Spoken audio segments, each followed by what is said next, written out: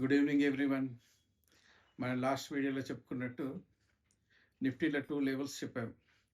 24,381 bullish category అయితే, అదే bearish అయితే 24,180 కింద క్లోజింగ్ అవ్వాలి. సో ఈరోజు మార్కెట్ పరిస్థితి చూస్తే హయ్యర్ ఓపెనింగ్ జరిగింది, కానీ క్లోజింగ్ వచ్చేసి మన బేరిష్ టెరిటరీ అయిన 24,180 దగ్గర చాలాసేపు ట్రేడ్ అయింది. ఆల్మోస్ట్ క్లోజింగ్ అక్కడే అని అనుకోవచ్చు. సిఏఎస్ వల్ల కొద్దిగా హయ్యర్ లెవెల్స్లో క్లోజ్ అయింది. అయినప్పటికీ ఓవరాల్గా 24,180 స్థాయిని బ్రేక్ డౌన్ చేసినట్టుగానే భావించాల్సి ఉంటుంది. ఇంట్రాడేలో ఆ లెవెల్ కన్నా కిందకి రావడం కూడా జరిగింది. సో ఇక్కడ నుంచి మార్కెట్స్ ఎటువైపు, మనం ముందు చెప్పుకున్నట్టు నెక్స్ట్ ఫాలింగ్ మూమెంటంలో నెక్స్ట్ సపోర్ట్ వచ్చేసి 24,000, దాని కింద ఇంకా ఇంపార్టెంట్ 23,950 ఈ లెవెల్స్ కింద క్లోజ్ అయ్యి కూడా అంటూ జరిగితే మాత్రం కన్ఫర్మేషన్గా డౌన్ సైడ్ మూమెంటం బిగిన్ అయినట్టుగానే మనం భావించాల్సి ఉంటుంది. ముఖ్యంగా ఈక్విటీ మార్కెట్స్లో మనం గ్లోబల్ మార్కెట్స్లో ఎలాంటి న్యూస్ వస్తున్నాయి, మార్కెట్స్ ఏ విధంగా రియాక్ట్ అవుతుంది అన్నది చాలా జాగ్రత్తగా గమనిస్తూ ఉండాలి. సో ఈరోజు కొద్దిగా ఈక్విటీ మార్కెట్స్కి పాజిటివ్ న్యూస్ వచ్చినప్పటికీ హార్మోజ్ స్ట్రైట్కి సంబంధించి మార్కెట్స్ నెగిటివ్గా రియాక్ట్ అయ్యాయి. అంటే ఇక్కడ మనం పాజిటివ్ న్యూస్ని ఇగ్నోర్ చేస్తుంది మార్కెట్ అంటే ఒక అటెన్షన్ అన్నది తీసుకోవాలి. ఎందుకంటే ఒక అలర్ట్ లాగా ఇది. పాజిటివ్ న్యూస్ను ఇగ్నోర్ చేస్తుంది మార్కెట్ అంటే రాబోయే రోజుల్లో ఇంకా డౌన్ సైడ్ మూమెంటం వస్తుందని ఒక సూచనగా తీసుకోవాల్సి ఉంటుంది. అది మనకు కన్ఫర్మేషన్ ఎప్పుడు వస్తుంది అంటే 24,000 స్థాయి కన్నా కింద నిఫ్టీ క్లోజ్ అయితే అప్పుడు మనం కన్ఫర్మేషన్గా తీసుకోవాల్సి ఉంటుంది. ఎప్పుడైనా సరే మార్కెట్లో పైకి వెళ్తుందని అనేవాళ్ళు ఎంతమంది ఉంటారో అంతమంది పడిపోతుందని అనేవాళ్ళు కూడా ఉంటారు. అంటే బుల్స్ ఎంతమంది ఉంటారో బేర్స్ కూడా అంతేమంది ఉంటారు.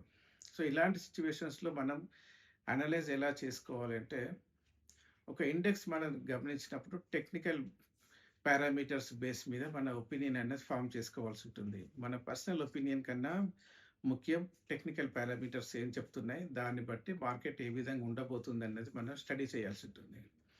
సో మొన్ననే చెప్పాను, ఇండిసెస్ అప్ సైడ్ వెళ్తుందా డౌన్ సైడ్ వెళ్తుందా అన్నది మనం గమనించడానికి సెన్సెక్స్ ఉన్న 30 స్టాక్స్ని సపరేట్గా అనలైజ్ చేస్తే heavy weight stocks, high beta stocks down side momentum indicate చేస్తున్నాయి. కాబట్టి మార్కెట్ డౌన్ సైడ్ రావడానికి ఎక్కువ అవకాశాలు ఉన్నాయని లాస్ట్ వీడియోలో చెప్పుకోవడం జరిగింది. సో ఇలాంటి రాబోయే రోజుల్లో కూడా ఇలాంటి డైలమా వచ్చినప్పుడు మనం చేయాల్సిన పని అదే. సో సెన్సెక్స్లో ఇండివిజువల్ స్టాక్స్ ఏ విధంగా డైరెక్షన్ చూస్తున్నాయి, హెవీ వెయిట్ స్టాక్స్ డైరెక్షన్ ఏంటి అనేది చూస్తే కనుక మనకు రాబోయే రోజుల్లో సెన్సెక్స్ ఏ విధంగా మూవ్ అవ్వచ్చు అన్న దాని మీద ఒక అంచనా అయితే వస్తుంది. సో ఇప్పుడు అలాంటి సిచ్యువేషన్ చూస్తే కనుక నిన్న మనం ఏదైతే ఒపీనియన్ చెప్పామో ఆ హైబీటా స్టాక్స్ బేరిష్ మూమెంటంలో ఉన్నాయని, అది కంటిన్యూ అయింది ఈరోజు. సో రేపు కూడా క్రిటికల్ సపోర్ట్ అయిన 24,000 స్థాయిని బ్రేక్ డౌన్ చేయడానికి ఎక్కువ అవకాశాలు అయితే ఉన్నాయి. ఈ వీక్లో మిలాదున్ నబీ ఉంది కాబట్టి మార్కెట్ హాలిడే ఉంది.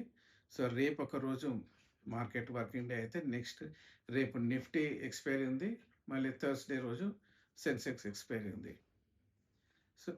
సో ఓవరాల్గా మనం మార్కెట్ అవుట్లుక్ని ఇంకా గమనిస్తే యుఎస్ నుంచి ఒక మేజర్ న్యూస్ రావడం అయితే జరిగింది. యుఎస్ డెట్ బర్డెన్ అనేది $40 ట్రిలియన్ క్రాస్ అయిపోయింది అని చెప్పేసి.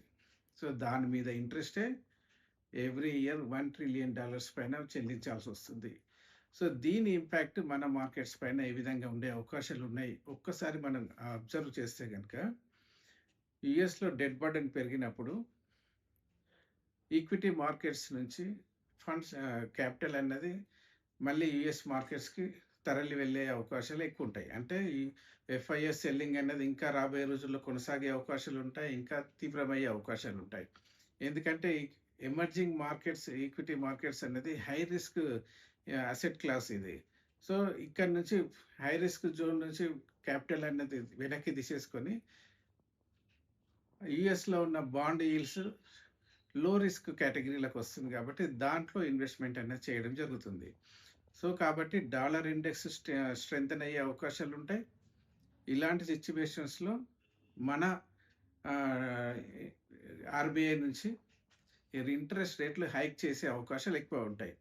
కాబట్టి మార్కెట్స్ దాన్ని సెన్స్ చేసి నెగెటివ్‌గా రియాక్ట్ అవుతున్నాయని మనం అనుకోవచ్చు.